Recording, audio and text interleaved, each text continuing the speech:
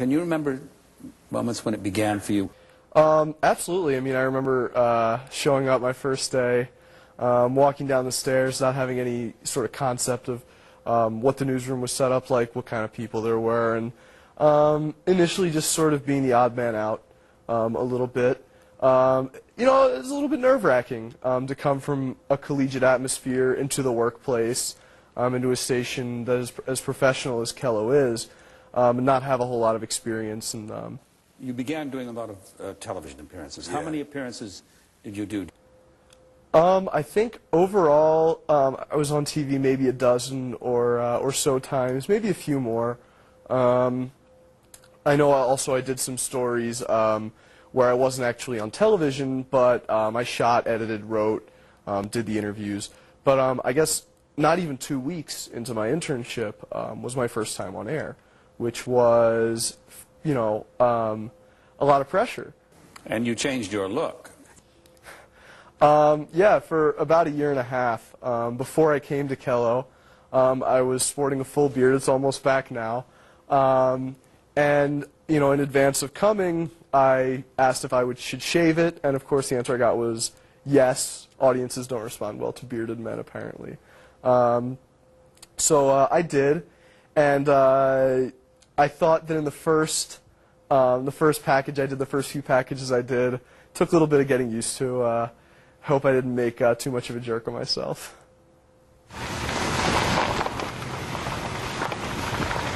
Imagine this is your township. Potholes litter your streets 6, 7, even 8 inches deep. The city says it's the township's responsibility. The township says it's the city's responsibility. But the real losers are the residents of Klein Street. This is dangerous. This is actually dangerous. Ever since the addition of a nearby development, Klein Avenue has been handling a lot more traffic. Residents say it's nearly undrivable, and each bump makes them even more angry. I'm just trying to figure out who's really responsible here. I know that I pay taxes and there's some kind of a revenue stream that goes to maintaining the streets and the highways. So far, the township hasn't taken any action. Because Klein Avenue is a rural subdivision, township supervisors say state law doesn't require them to fix the road. They say it's the residents' responsibility. But that answer doesn't satisfy those living on the street. The township, they've fallen into let's be politicians and we're not responsible for this and that instead of taking care of the people that pay the taxes. Township supervisors will meet on Monday and could make a decision about the future of the road. Choices range from grading the road or adding gravel to leaving it as it is. Those living on Klein Avenue are hopeful they'll soon have a smoother ride. In Sioux Falls, Mike Haas, Kelloland News. You didn't make a joke out of yourself. Well, thank you. I appreciate the kind sentiments. What was it like for someone your age? Well, you know, that was one of the toughest parts, I think. I was, from day one, the youngest person in the newsroom. There were, you know, no doubt young people, but almost all of them had had a few years of experience in a professional journalism atmosphere, which was not something that I had. And so in the newsroom itself, it was a little bit tough at times, certainly.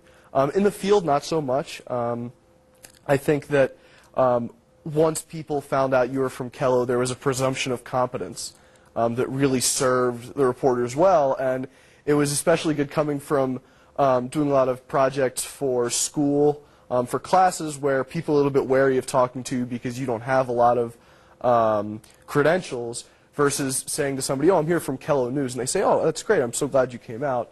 I don't think age was as much of an issue in the field as it was in my own head in the newsroom at times.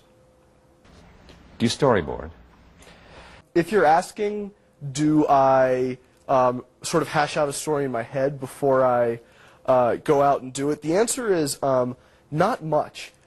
Sometimes, obviously, certain stories, there's a very obvious focus where you're answering a question of how do people feel about this specific thing.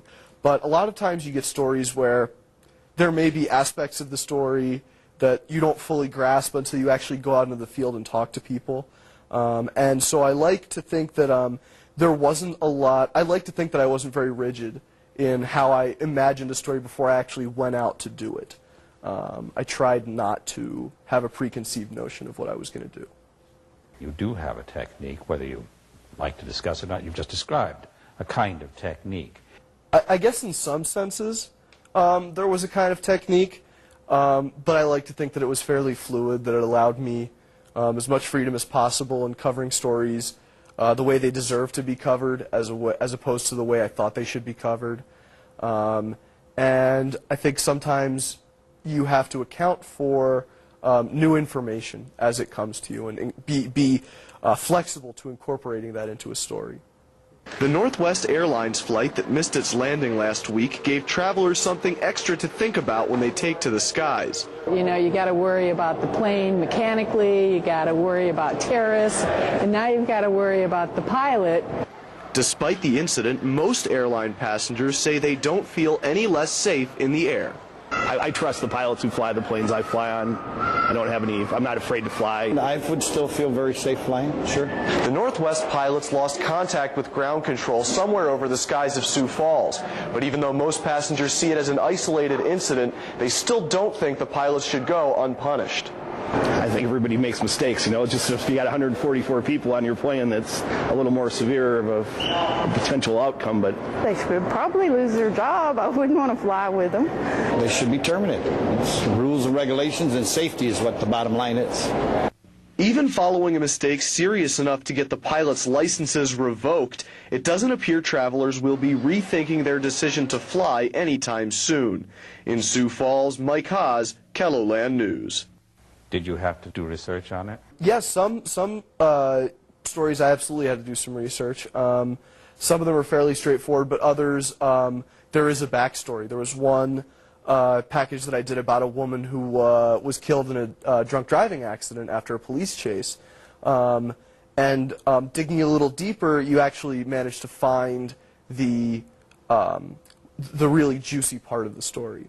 Even before the high-speed chase ended in firefighters pulling Lehman's from her mangled car, officers say the driver was obviously impaired. To put it shortly, suspected an intoxicated driver, and he had every indication of a drunk driver. As it turns out, the crash that ended on the median behind me was just the latest example in a history of reckless driving for Lehman's, one that included DUIs and speeding tickets, and that she ultimately paid for with her life.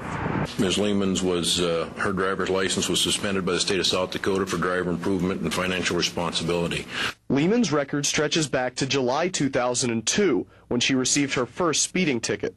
Since then, she's received an additional 6 speeding tickets. Her license was first suspended in May of 2005. She was cited for driving without a license 6 different times and had her license revoked for 90 days in February 2007. She was first convicted of DUI in April this year and was awaiting trial for another DUI arrest in September. Officers blamed Lehman's behavior for the crash. This isn't the result we want. I think everybody knows that. But this is a result of a choice that this violator made. In Sioux Falls, Mike Haas, KELOLAND News. So for instance, you saw, in that package, sometimes a lot of the information is provided to you beforehand, and other times, in other packages, you need to be willing to find some of the information yourself beforehand. I suspect that there were times when it wasn't just fun. Yeah, some stories were very heartwarming, very easy to do. Some stories were not so much. There was one where I was covering a house fire, a fatal house fire in Minnesota, in Worthington. And essentially I was sent out just to try to find this property and get some footage for a VO. Or, maybe try to find a fireman or a neighbor for a VOSOT. But when I arrived, I found that the family members were actually at the site of this demolished, still smoking house, cleaning up after their grandmother had died in this fire. And of course, I had to get interviews with them, and that was difficult for me and for them too. One of them almost broke down in the middle of one of the interviews. So. This was all that was left of the house on Oliver Avenue in Worthington after a fire burned through the building around 2:30 this morning. 85-year-old June Weiss died in the blaze. Her grandson says when his doorbell rang in the middle of the night, he feared the worst. I thought right away there was something wrong.